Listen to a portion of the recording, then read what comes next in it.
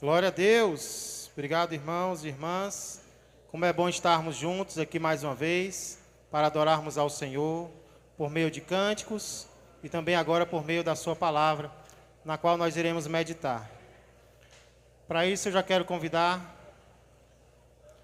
Leão está na coleta ainda, é? Ainda? Vamos fazer mais uma oração, então convidar o irmão Vinícius para orar mais uma vez. Amém? Se você quiser ficar de pé nesse momento, para nós elevarmos nossa voz mais uma vez ao Senhor. Orar nunca é demais, na verdade, sempre nós oramos menos do que precisamos, não é? Amém. Oremos. Senhor Deus, maravilhoso Pai, obrigado, Senhor, por tudo que Tu tem feito, Pai, em nossas vidas. Nós te agradecemos porque Tu tem nos sustentado, Senhor, com saúde, Pai, com alimento físico e também com alimento espiritual, Pai. Nós te agradecemos, Senhor, porque podemos, Senhor, sentir a Tua presença todos os dias, Pai. Te agradecemos pela Tua palavra, Pai, que muito nos ensina, Senhor. E eu venho te pedir pela Tua palavra nesta noite, Pai, que ela venha de encontro aos nossos corações, Senhor, que ela venha confrontar, Senhor, a gente, que ela venha mostrar se estamos fazendo algo de errado, Senhor, que venhamos a ser transformados pela Tua palavra, Pai, porque eu creio que ela faz isso, Senhor. A Tua palavra, ela é viva e eficaz, Deus. Obrigado pela Tua palavra, Senhor. Eu já peço por ela esta noite, Senhor, que o Teu Espírito Santo, Senhor, venha testificar nos nossos corações, Senhor. É desta forma que eu oro, Senhor, e que eu agradeço, Pai, no nome de Jesus. Amém. Obrigado, Vini. Poder sentar todos? Louvado seja o Senhor. Crianças, se já não saíram, podem sair agora para a sua classe, para a sua sala. Vamos meditar um pouco na palavra do Senhor, tanto as crianças lá como também nós que aqui estamos. Você já percebeu como o caminho de Deus para nos fazer felizes normalmente é o contrário do que nós acharíamos que deveria ser? Interessante, os meios, os propósitos, os planos de Deus para nós, para nos fazer felizes, para nos salvar, para nos levar para o céu, para nos fazer pessoas plenas, normalmente é ao contrário daquilo que nós esperávamos que fosse. Por exemplo, o Senhor Jesus Cristo, em sua palavra, diz que quem quiser ganhar a vida, precisa perdê-la. Quem quiser ganhar, tem que, primeiramente, perder. Esse mesmo Jesus diz que quem quiser ser o maior, tem que aprender a ser o menor. Quem quiser ser o primeiro, tem que estar disposto a ser o último. Quem quiser ser exaltado, Jesus diz, que se humilhe. Então, a maneira como Deus quer nos trazer a uma transformação de vida, a uma felicidade verdadeira e plena, normalmente é o oposto daquilo que nós imaginaríamos que fosse o caminho certo, o caminho melhor. Nós podemos ver isso também nas diversas bem-aventuranças que nós encontramos na Bíblia. A expressão bem-aventurado significa feliz, felizardo, uma pessoa que está de parabéns. E normalmente nós vemos que as bem-aventuranças, por exemplo, de Jesus, elas às vezes até parecem absurdas para o nosso raciocínio, para a nossa maneira de pensar. Pega, por exemplo, Jesus dizendo que bem-aventurados os humildes de espírito, porque deles é o reino dos céus. Bem-aventurados os que choram. Por quê? Porque eles serão consolados. Bem-aventurados os mansos. Bem-aventurados os pacíficos, porque eles possuirão a terra. Bem-aventurados os que têm fome e sede de justiça, porque eles ficarão plenos, porque eles serão fartos. Bem-aventurados os pacificadores, bem-aventurados os misericordiosos. A impressão que dá, que Jesus quer nos transmitir é, bem-aventurados os fracos, porque eles, os que se humilham perante o Senhor, é que serão abençoados, é que serão tornados felizes. As bem-aventuranças de Jesus, elas mostram um caminho oposto ao caminho natural para sermos felizes. Um caminho diferente do caminho do homem, é o caminho de Deus para mim e para você. Nessa noite eu quero meditar com vocês justamente em mais um exemplo, em mais uma bem-aventurança aparentemente estranha, mas que vai nos ensinar como nós podemos ser pessoas realmente felizes. Por favor, abra comigo a palavra de Deus no livro de Jó. Mais uma vez, encerrando a nossa série nesse mês de fevereiro, no livro de Jó. Quero convidar você a abrir a palavra de Deus mais uma vez no capítulo de número 5. Jó, capítulo de número 5, onde nós iremos meditar nos versos 17 até o verso de número 27. Jó, capítulo 5, verso 17 a 27. E aí na leitura você vai poder entender como os planos de Deus, eles são maiores do que os nossos, e às vezes parecem até contraditórios com a minha maneira de pensar e com a tua maneira de pensar. Mas não são os nossos planos, meus irmãos, meus amigos, que vão nos fazer felizes. São os planos e os propósitos de Deus. Obrigado, irmão Paulo. Glória a Deus. Obrigado, viu? Louvado seja Deus. Jó capítulo 5, a partir do verso de número 17, diz assim a palavra do nosso Deus. Bem-aventurado, amém? Todos acharam? Jó fica antes de Salmo, tá bom? Capítulo 5, verso de número 17 até o final do capítulo. Diz assim, preste atenção e veja se você já consegue acreditar no que a palavra de Deus está a nos dizer aqui. Bem-aventurado é o homem a quem Deus disciplina. Não desprezes, pois, a disciplina do Todo-Poderoso, porque Ele faz a ferida e Ele mesmo a ata. Ele fere, e as suas mãos curam. De 6 angústias te livrará, e na 7ª o mal te não tocará. Na fome te livrará da morte, na guerra do poder da espada. Do açoite da língua estarás abrigado, e quando vier a assolação, não a temerás. Da assolação e da fome te rirás, e das feras da terra não terás medo. Verso 23, porque até com as pedras do campo terás a tua aliança, e os animais da terra viverão em paz contigo. Saberás que a paz é a tua tenda, percorrerás as tuas possessões, e nada te faltará. Saberás também que se multiplicará a tua descendência, e a tua posteridade como a erva da terra. Em robusta velhice entrarás para a sepultura, como se recolhe o feixe de trigo a seu tempo. Eis que isto já o havemos inquirido, e assim é. Ouve-o e medita nisso para teu bem. Curve sua cabeça, vamos orar mais uma vez ao nosso Deus. Querido Deus, amado Pai, adorado, seja eternamente o Senhor e o teu nome.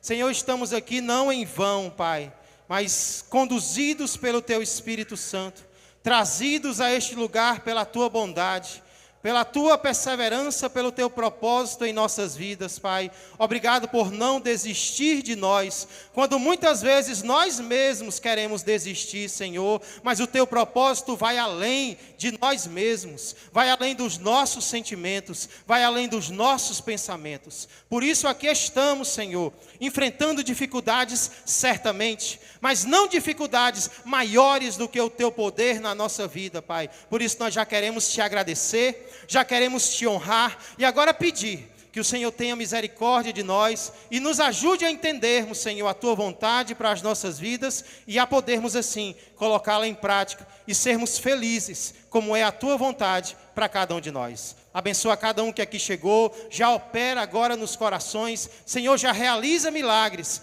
dentro de nós e também através de nós, pois tudo isso eu peço e já agradeço, em nome de Jesus Cristo. Amém, amém e amém. Glória a Deus, aplauda o Senhor bem forte.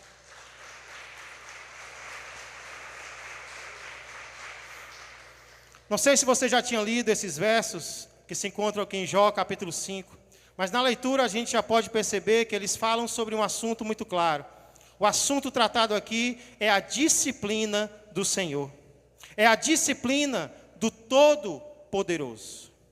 E aqui nós podemos encontrar algumas verdades, irmãos e amigos. E a primeira verdade que eu noto aqui, a mais simples de todas, é que Deus disciplina.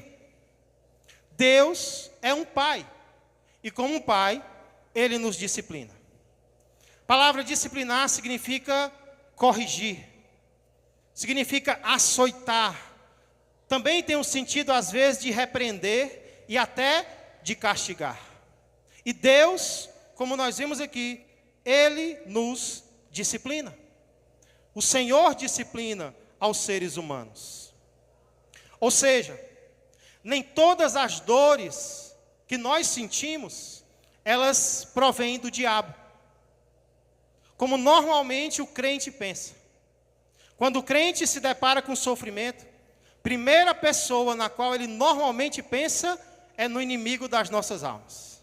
O inimigo está agindo na minha vida, o inimigo está apontando a sua flecha contra mim, o inimigo está me fazendo sofrer. E de fato, muitas vezes, os nossos sofrimentos são causados pelo inimigo das nossas almas. É por isso, irmãos, que nós não podemos ir apontando o dedo para quem está sofrendo, afirmando que o sofrimento desta pessoa é um castigo de Deus para ela. Porque muitas vezes não é. Muitas vezes não é o castigo de Deus. Muitas vezes é o próprio diabo investindo na minha vida e na tua vida. Jó é um exemplo disso. Nós vemos que Jó ele não estava desobedecendo ao Senhor, Jó não estava pecando contra Deus para estar sofrendo daquela maneira. Na verdade, foi um desafio que Satanás fez ao Deus de Jó, dizendo que se Deus fizesse Jó sofrer, Jó trairia Deus, Jó abandonaria Deus, Jó blasfemaria contra Deus. Então, tenhamos muito cuidado, eu tenho batido muito nessa tecla, porque esse é um erro muito fácil da gente cometer. Normalmente nós olhamos para alguém que está sofrendo, para alguém que está passando por uma dificuldade, e nós já concluímos, nem pensamos muito, nem tudo de difícil que acontece na nossa vida é ação do diabo. Nem tudo, aliás, nem tudo é ação de Deus. Muitas coisas são ações malignas. Porém, eu queria que você entendesse essa noite, que também nem tudo é o diabo.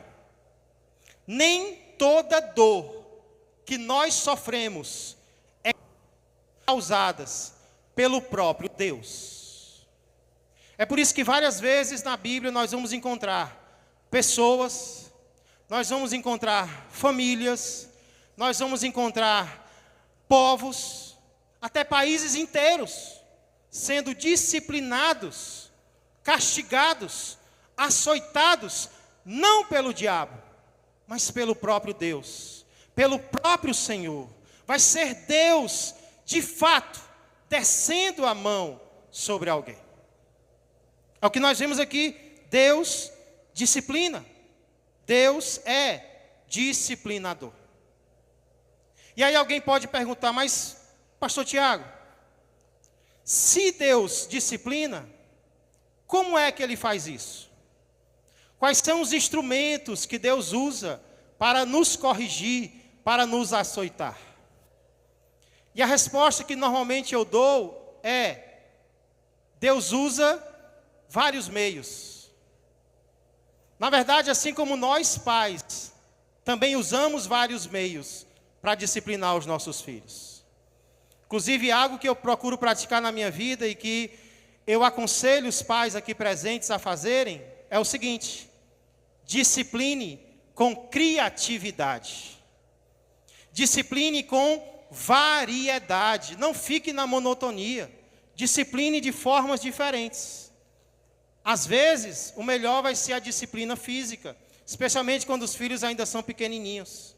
Mas aí eles crescem, e a disciplina física não cabe mais. Aí você vai para outras, você vai usar a criatividade que Deus vai lhe dar. Você vai impedir que saia para algum lugar, você vai tirar algumas atividades, você vai repreender verbalmente. São diversas formas pelas quais podemos açoitar os nossos filhos. Assim também é o nosso Deus.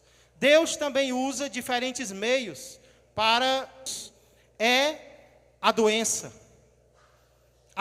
a enfermidade. Eu diria até que um dos cinturões que Deus mais usa para nos disciplinar é a enfermidade, é a doença, é a dor física. Inclusive hoje pela manhã nós estávamos meditando acerca da sexta praga que Deus enviou sobre o Egito. Sexta praga essa que foram tumores que Deus enviou sobre todo o Egito, tumores esses que acabaram arrebentando, a palavra é essa, arrebentaram em úlceras malignas nos homens e nos animais.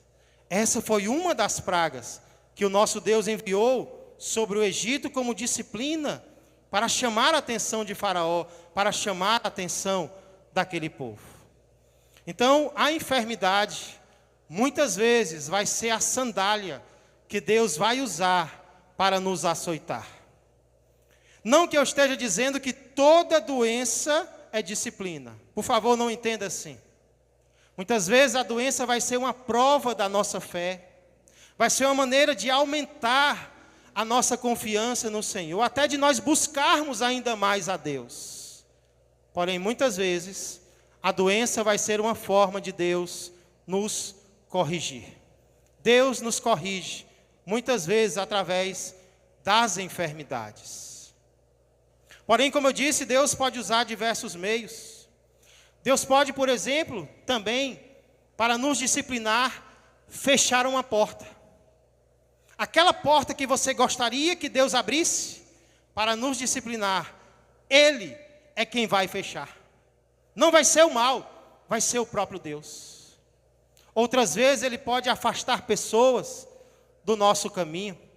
Muitas vezes Deus pode trazer diversos sofrimentos sobre a minha vida e sobre a tua vida, diversas formas de nos açoitar.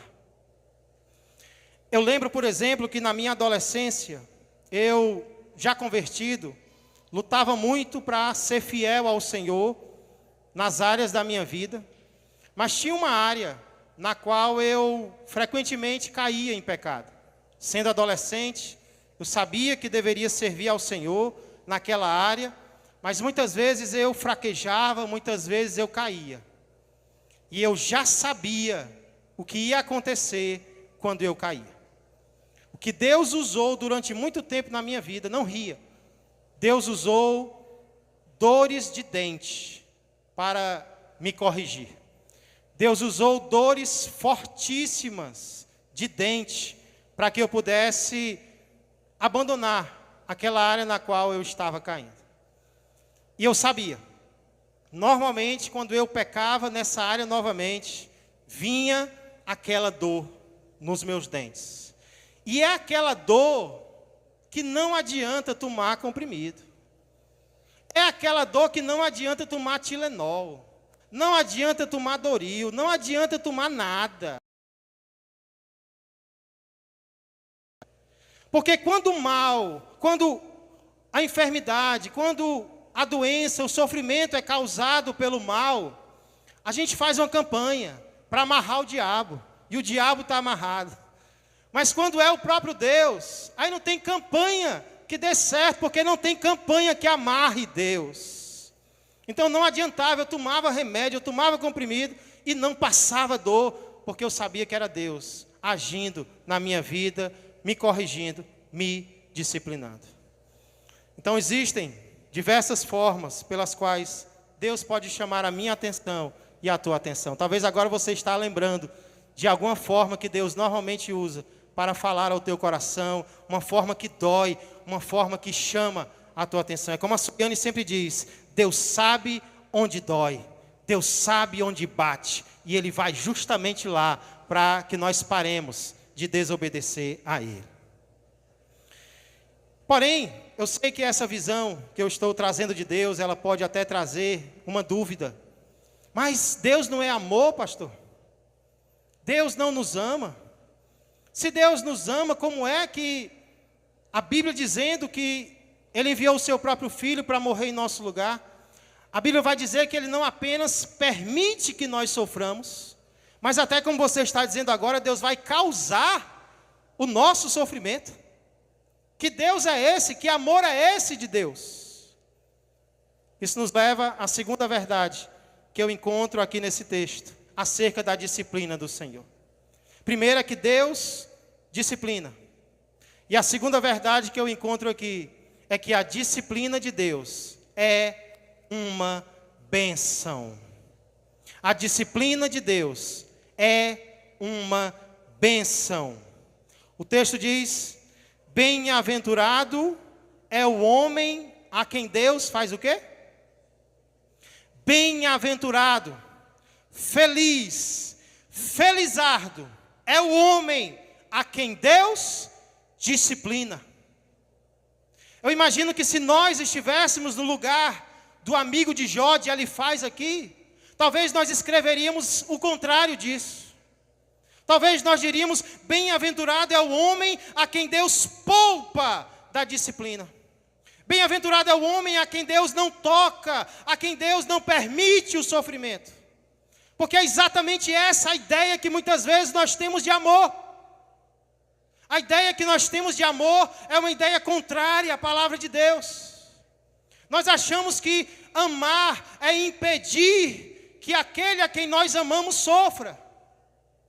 Muitas vezes a nossa ideia é que amar é trazer conforto a alguém. Mas a palavra de Deus nos ensina que amar não é trazer conforto, amar é trazer caráter a quem nós amamos. É contribuir para a transformação, para o bem verdadeiro de alguém a quem nós amamos. Muitas vezes nós não entendemos como amor pode combinar com sofrimento. Mas nós entendemos melhor. Porque ser disciplinado é uma bênção, irmãos? Quando nós compreendemos a primeira razão, porque o Senhor nos disciplina. Por que Deus disciplina a mim e a você?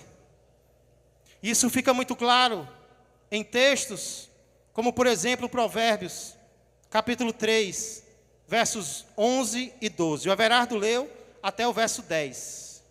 Ele parou no 11 porque ele sabia que eu ia falar do 11 hoje. Mas o Provérbios 3, versos 11 e 12 dizem assim: filho meu, não rejeites a disciplina do Senhor, nem te enfades da sua repreensão. Por quê? Porque o Senhor repreende a quem? A quem ama, assim como o pai ao filho a quem quer bem. Por que é que Deus repreende alguém? É porque Deus tem raiva desta pessoa? É porque Deus nos odeia? Esse texto é bem claro. Porque Deus repreende a quem Ele ama. A disciplina do Todo-Poderoso, portanto, é uma demonstração do amor de Deus por nós. É Deus dizendo: ei, eu te amo tanto, mas eu te amo tanto, que eu não vou permitir que você continue do jeito que você está. Eu te amo a tal ponto, que se precisar eu te repreendo. Eu te amo a tal ponto, que se precisar eu te disciplino. Eu te adoeço, eu te ponho de cama, eu te deixo desempregado, porque eu não quero ver você continuar como você está. Esse é o amor verdadeiro. Esse é o Deus que nos ama verdadeiramente. Deus nos disciplina, Deus nos açoita, porque Ele nos ama. A disciplina é uma demonstração do amor de Deus por alguém. E aproveitando que estamos falando sobre isso, trazendo para as nossas vidas, para os nossos relacionamentos, ei, se nós amamos os nossos filhos, o que nós vamos fazer com eles? Nós vamos deixar eles fazer o que eles quiserem? Nós vamos deixar que eles decidam seus próprios caminhos, sendo ainda pequenos? A palavra de Deus diz que não. A palavra de Deus diz que o pai, a mãe que ama o seu filho, o disciplinará. Porque a criança entregue a si mesma, cairá no inferno, se perderá eternamente. Então eu pergunto, onde estão os pais, onde estão as mães aqui, que amam os seus filhos? Levanta a mão. Somente os pais e mães que amam os filhos. Então se você ama a sua filha, não importa a idade que ela tem, repreenda em amor.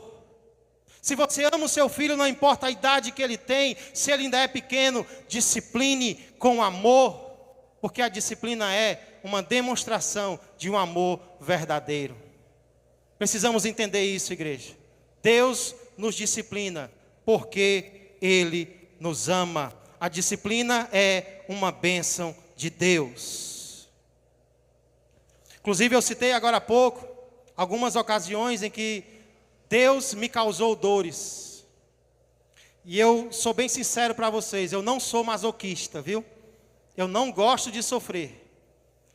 Mas eu confesso para vocês que em alguns dos momentos em que eu mais me senti amado por Deus, foi quando eu tive a consciência de que Ele estava me disciplinando. Eu estava entendendo que eu não era um qualquer. Eu estava entendendo que Deus me amava. E porque Ele me amava, Ele queria transformar a minha vida. Então, com um olho eu chorava, mas com o outro eu ficava alegre. Eu me alegrava na presença do Senhor. Era chorando de tristeza e de dor, mas também de alegria. Muito obrigado, Senhor, porque eu sou teu filho. Obrigado, Senhor, porque eu não sou um bastardo. Obrigado, Senhor, porque eu não sou um estranho. Obrigado, porque o Senhor se importa comigo. Senhor, eu aceito a tua disciplina na minha vida. Entenda isso. A peia de Deus é demonstração do amor dele também por mim e por você. Deus nos açoita porque Ele quer o nosso bem. Ele nos açoita porque Ele nos ama. Por causa disso, agora o amigo de Jó, ele dá uma ordem para ele.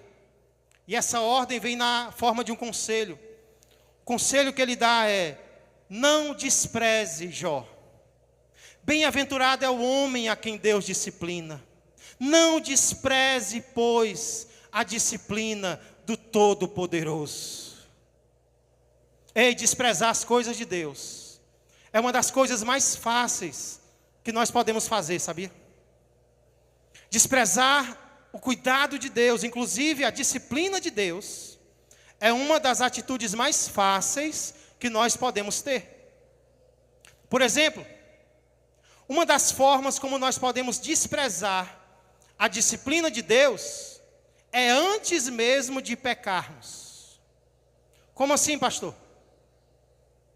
Nós podemos desprezar a disciplina de Deus quando nós sabemos que se pecarmos, Ele vai nos disciplinar. Porém, mesmo assim, nós pecamos. Eu sei que algo não é da vontade de Deus. Eu sei que se eu fizer, Deus não vai se agradar. Deus vai me repreender. Deus vai me açoitar. E mesmo assim, sabendo, eu faço. O que é isso? É eu desprezar a disciplina do Senhor. É que nem o pai, é que nem o filho, na verdade, que sabe que se desobedecer aos seus pais, vai ficar de castigo. Mas ele diz: mesmo assim, eu vou fazer. Eu sei que meu pai não vai gostar, eu sei que minha mãe vai brigar comigo, mas mesmo assim, eu vou fazer. Disse para eu não ir para lugar tal, mas eu vou. Me ameaçou, mas eu não estou nem aí. Ou acha que a peia vai ser pouca, ou então acha que nem disciplinado vai ser. Nem doer vai. Eu vou mesmo. Eu vou desobedecer aos meus pais. E se nós não tivermos cuidado, vai ser essa atitude que nós vamos ter em relação a Deus. E é essa atitude que nós temos que perder. Porque muitas vezes nós pensamos assim, igreja: ah, eu sou filho de Deus. Deus me escolheu. Eu tenho um relacionamento com Deus. Eu posso fazer o que eu quiser, que não vai acontecer nada. Ei, é o contrário. Você é filho de Deus? Você é filha de Deus? Você tem consciência disso? Pois o pai disciplina ao filho a quem ama. É justamente porque nós somos filhos que Deus vai nos chamar para um particular.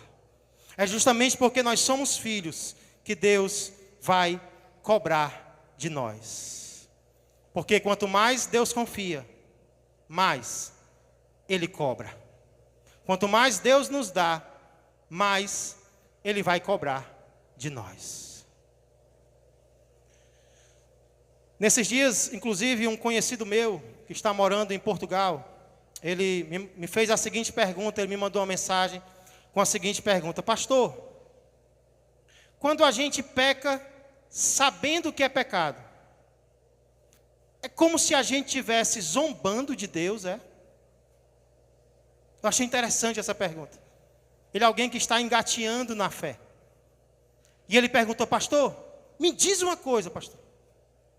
Claro que a gente peca o tempo todo.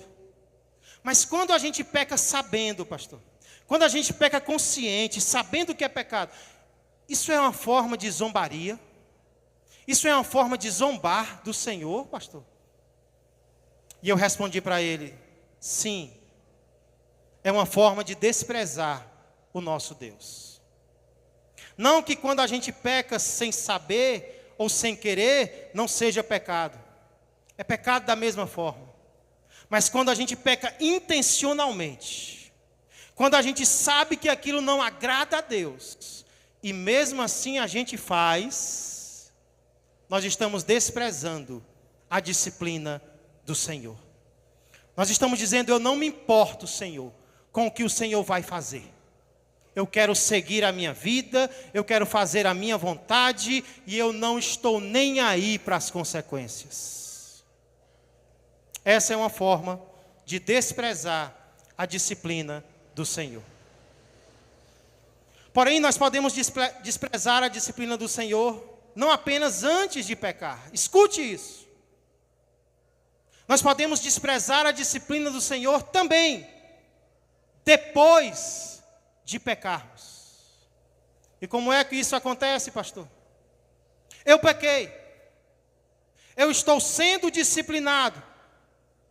Mas ao invés de admitir o meu erro, eu nego o meu erro. Eu estou sendo disciplinado, mas ao invés de aceitar a disciplina do Senhor, eu rejeito a disciplina do Senhor. Diga: eu não aceito o que está acontecendo na minha vida. Eu não aceito esse sofrimento, Senhor. Isso não é para mim, Pai. Nós podemos desprezar a disciplina do Senhor quando nós pecamos. Sabemos que estamos sendo disciplinados, mas ao invés de abandonar o pecado e correr para Deus, nós continuamos com o pecado na nossa vida. É Deus nos disciplinando e nós resistindo à disciplina do Senhor, permanecendo com o pecado no nosso coração. Ou então, Deus está agindo e nós nos irritamos com Deus, nós nos entristecemos com Deus, nós colocamos a culpa no Senhor pelo que está acontecendo conosco. Isso são formas de nós desprezarmos o açoite de Deus na nossa vida. É que nem como aquele pai que em determinado momento olhou para o seu filho, determinada programação, e disse: meu filho, fique de pé. E o filho, com rebeldia, olhou para ele e disse: eu não fico, pai. Mas o pai insistiu e disse: meu filho, eu estou mandando, fique de pé. E o filho olhou para ele, com raiva nos olhos, ficou de pé e disse: por fora eu estou de pé, mas por dentro eu ainda estou sentado. Parece a gente. Por fora a gente está na igreja. Por fora a gente está lendo a Bíblia. Por fora a gente está orando. Mas por dentro a gente está rejeitando o agir de Deus na nossa vida. Eu não aceito, Senhor, essa situação. Eu não concordo com o que está acontecendo. Deus, faz alguma coisa. Eu estou vindo para a tua casa, mas o coração ainda está rebelde na presença do Senhor. São formas de rejeitarmos a disciplina do nosso Deus. Por isso Elifaz diz: Jó, Elifaz achava que Jó estava em pecado, ele não estava. Mas isso se aplica para quando nós estamos. E agora cada um tem que avaliar o seu próprio coração. Por isso Elifaz diz: Jó, se Deus está te disciplinando, não rejeita, não nega, admite, se dobra, se curva, se reconcilia, aceita. Mas ele termina dando alguns motivos, dando algumas razões, porque Jó deveria fazer isso. Porque ele acredita que o seu amigo deveria abrir o coração para o Deus que o estava castigando. E ele vai mostrar algumas razões nos versos 18 a 27. Eu quero convidar você a lermos novamente esses versículos. Olha porque não devemos desprezar a disciplina do Senhor. Verso 18. Ei, Deus não disciplina como o homem disciplina. O homem é cruel, Deus é amor. O homem erra, Deus não. Porque ele faz a ferida e ele mesmo a ata. Ele cura a ferida que ele faz. Louvado seja o Senhor. Ele fere e as suas mãos curam. De 6 angústias te livrará. Isso é para quem aceita a mão de Deus na sua vida. E na 7ª o mal te não tocará. Na fome te livrará da morte. Na guerra do poder da espada. Do açoite da língua estarás abrigado. E quando vier a assolação não a temerás. Verso 22. Da assolação e da fome te rirás. E das feras da terra não terás medo. Porque até com as pedras do campo terás a tua aliança. E os animais da terra viverão em paz contigo. Saberás que a paz é a tua tenda. Percorrerás as tuas possessões e nada te faltará. Saberás também que se multiplicará a tua descendência e a tua posteridade, como a erva da terra. Verso 26. Em robusta velhice entrarás para a sepultura, como se recolhe o feixe de trigo a seu tempo. Aqui fala de várias bênçãos que vêm sobre alguém que aceita o agir de Deus na sua vida. Mesmo aquele agir desagradável, mesmo aquela provação, mesmo aquela disciplina que Deus envia. Ele fala, por exemplo, de cura.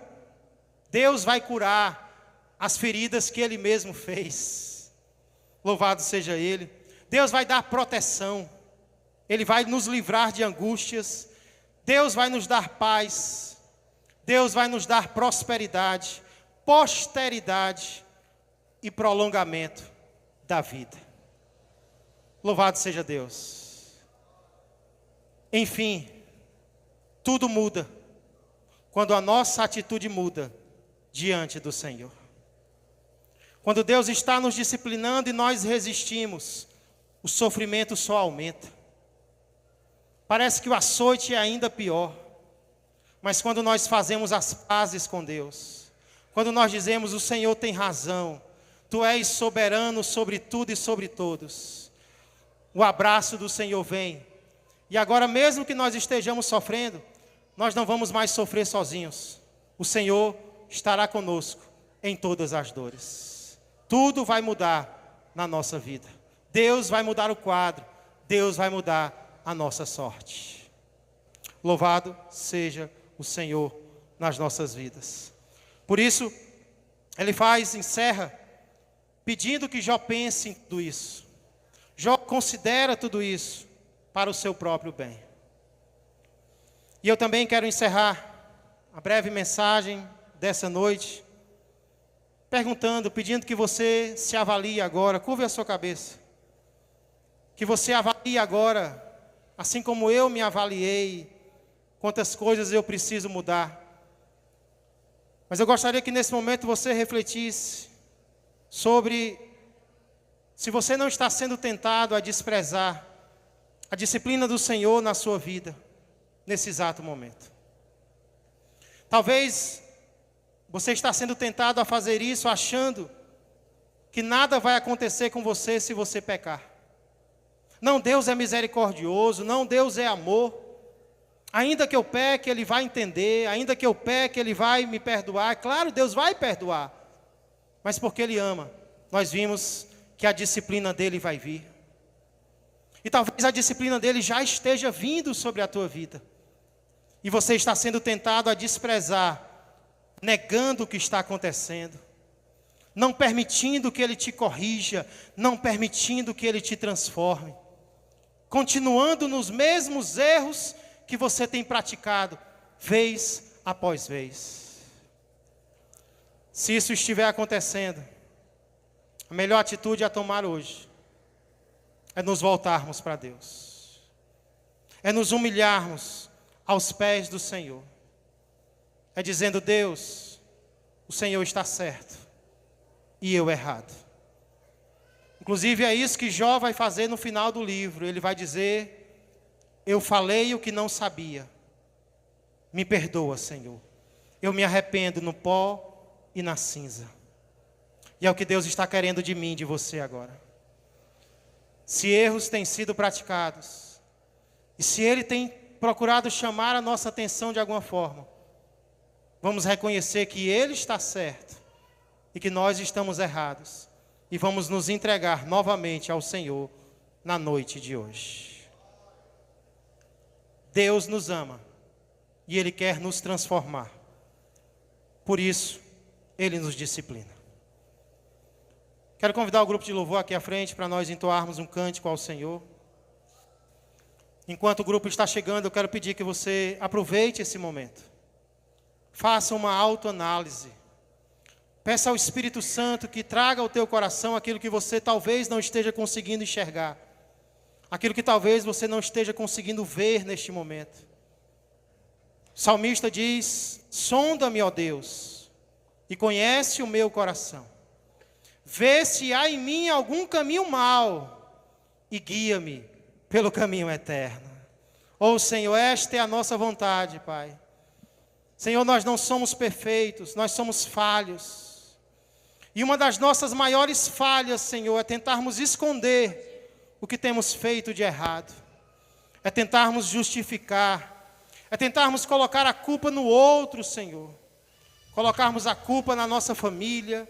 Colocarmos a culpa no nosso cônjuge, nos nossos filhos, nos nossos pais, na nossa igreja, na criação que nós tivemos. Quando na verdade, Pai, o Senhor já tem nos dado poder para te agradar e para te obedecer. Então, talvez agora nós possamos olhar, Senhor, para dificuldades que o Senhor tem permitido.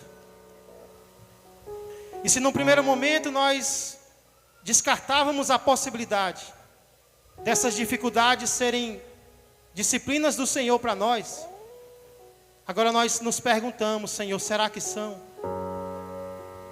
Será que o Senhor está permitindo algo doloroso na minha vida? E se não for, traz conforto. Mas se for, Senhor, traz mudança, traz arrependimento. Fala com o Senhor agora. Se Ele trouxer algum pecado à tua mente, e se a disciplina ainda não veio, aproveite agora para se arrepender. Aproveite agora para agradecer pela misericórdia dEle na tua vida. E se o pecado já aconteceu, e a disciplina já está ocorrendo, agradeça também, Senhor, muito obrigado. Obrigado porque eu não sou bastardo. Obrigado porque eu sou filho. Eu sou um filho amado do Senhor. Se eu não importasse para Ti, o Senhor não estaria agindo na minha vida. Se o Senhor está pondo a Tua mão sobre mim, é porque o Senhor quer extrair de mim algo melhor. O Senhor quer me tornar alguém diferente. Enquanto nós estamos adorando ao Senhor, nesse momento de intimidade, se você quiser tomar uma decisão de dizer não a um pecado que você estava por praticar, se você quer dizer não a um pecado que você já estava praticando, ou se você quer dizer não para o maior de todos os pecados, o maior de todos os pecados não é desprezar a disciplina do Senhor. Esse é um grande pecado, mas o maior de todos é desprezar o Filho de Deus. Se você quer receber Jesus como Senhor e Salvador hoje, se você quer se reconciliar com Ele, se você quer estar mais íntimo de Deus, enquanto nós estamos adorando, se você sente no coração desejo, saia do seu lugar e venha até o altar entregar a sua decisão.